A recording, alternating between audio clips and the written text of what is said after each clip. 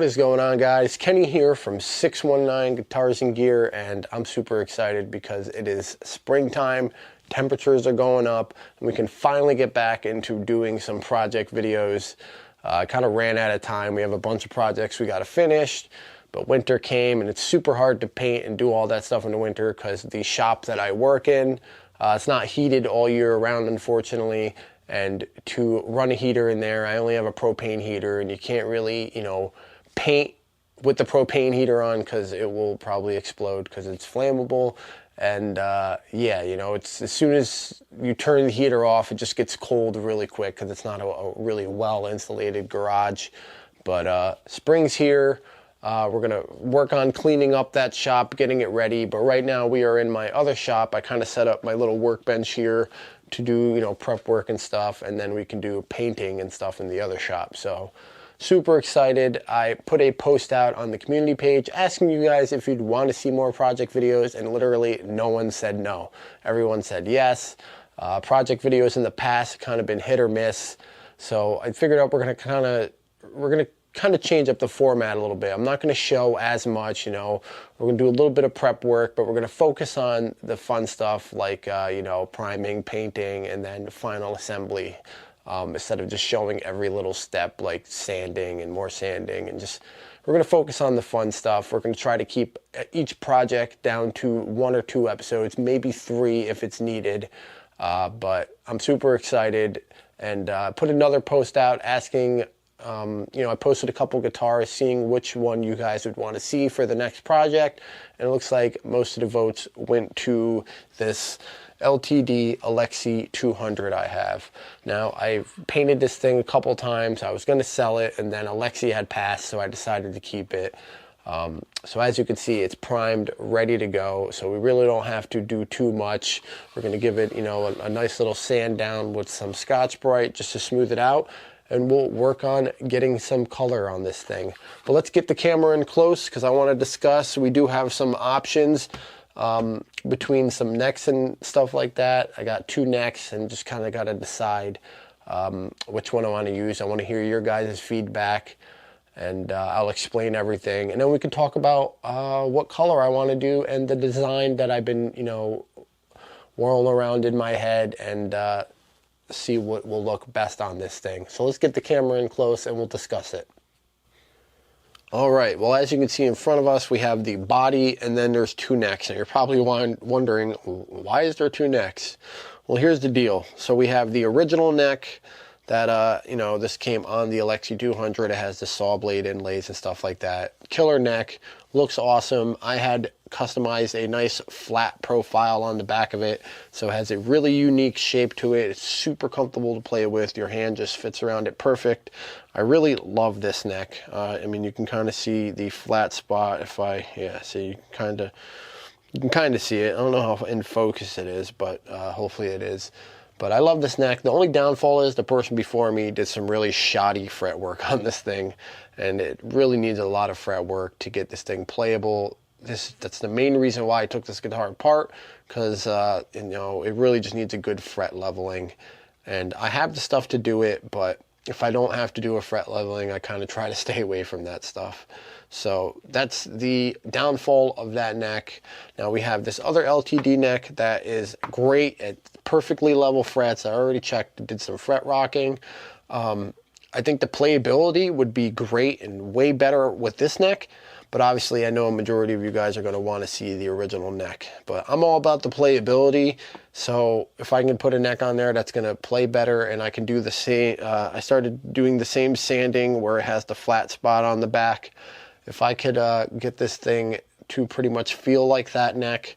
Obviously, it just has the regular dot inlay, so it's not as special. And I do have to do a custom 12th fret inlay because the other one pretty much just fell out. So I was thinking about doing epoxy or something like that. I have some pigments that I can put in the epoxy and kind of match it to whatever we do on the body.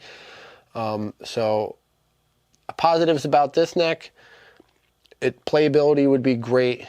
I think it would look cool. I prefer not having the binding around the sides of the fretboard and around the headstock. I think it just looks better in my opinion.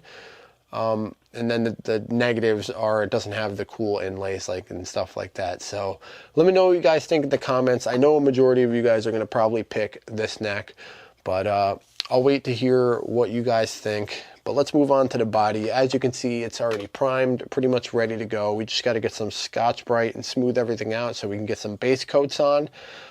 This thing's been painted so many times. Luckily, the last time I painted this, it was just a natural, I sanded it down and kept it natural wood and then just polyed over it. So it was super easy getting it to this point. And then stupid me dropped it and messed up one of the horns. So I had to kind of shorten the horns just a little bit. You can't really even tell, but they are just a little bit more rounded over. But it really doesn't make a difference. So what I was thinking on this is I have a half a can of Crackle left. I was thinking either do something with Crackle, or I love this idea that I saw where a gentleman, I believe he is a painter for ESP. He did something with a black base coat, sprayed some silver, and then while the silver was still wet, he laid down some saran wrap, and it kind of, you know, made a really awesome marbly looking effect. And then he did a candy coat over that, and man, it just looked awesome. He did some airbrushing to shadow stuff in, and man, it just really looked really good. So I really want to experiment with that, but it's the matter of maybe doing some Crackle on the sides and the back, and then doing that whole saran wrap thing on the front. I think that would just set this thing off and look it, make it look one-off and make it look amazing. It's just a matter of selecting which colors we want to use. So let me know in the comments what colors you guys think. I was thinking some neon green and some black. That's just my two favorite colors, and I don't really have any neon green guitars except the Solar, what is it? I call it Lemon Drop, but it's my Flow Yellow Solar that I have. So that's really not a neon green, it's more of like a highlighter yellow. So I think the neon green with some Crackle would look amazing, and then doing some candy or something with the whole saran wrap deal would look really good too. So next step is I got to run to the store, get some Scotch-Brite because I am all out. We're going to smooth this thing out, and then we'll start getting some base coats on it. And then let me know in the comments which colors you guys think will look awesome. I want to hear some different opinions. And then let me know which neck you'd rather see. Now remember, probably better playability with this one, and I kind of like this one more. But obviously you're going to lose the original, the originality of the not having the sharp, the saw blade inlays and stuff like that. So let me know which neck, although I know you guys are probably going to pick this one. But I'm going to run to the store and we're going to get some Scotch-Brite. So we'll come back and get this thing smoothed out. All right, well, I actually didn't have to run to the store because I found a decent piece of Scotch-Brite. So I'm just going to give it a light rubbing. I'm not going to go crazy. I don't want to use sandpaper or anything because I don't want to sand through the primer sealer coat. I want to keep it solid, but there's a little bit of some dry spray on there. It was a little bit of windy the day I did this outside. So it does have a little bit of some rough spots on it. So just going to knock that down, and then it'll be all ready for whatever I decide to do next. So let's knock this stuff down here.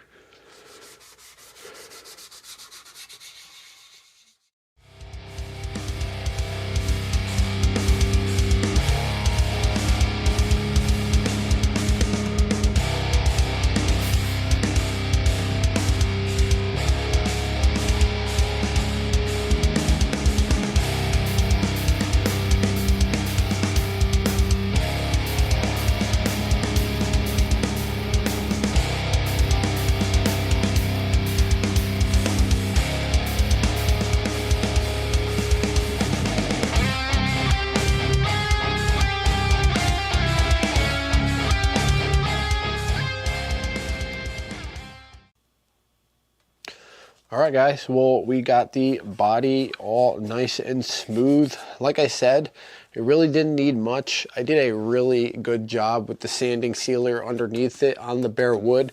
And I used some CA glue and the sanding sealer to really fill in some of the dents, dings, and scratches. Like I had mentioned, I have dropped this thing, and it did take some damage. Was able to fix all of it. It looks really, really good. So we just literally had to scuff it up a little bit with the Scotch-Brite. There was some overspray, some dry spray on there because it was windy the day I sprayed it. And I'm really, really happy with how it turned out. We got it all wiped down with glass cleaner, so I didn't want to get my finger oils all over it, hence the like cafeteria lady gloves on.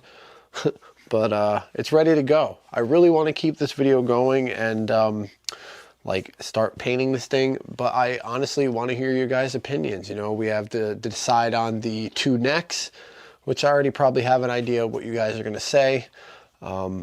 But we have to decide with that, and we have to decide colors. Now, like I said, I do want crackle to be involved, I think, with the sides and the back, and then I want the front to have that effect with the saran wrap. Now, I think I will have that, I probably will have that be on like these edges too, around the border of the guitar, not just in the center, and then just the sides and the back will be crackle.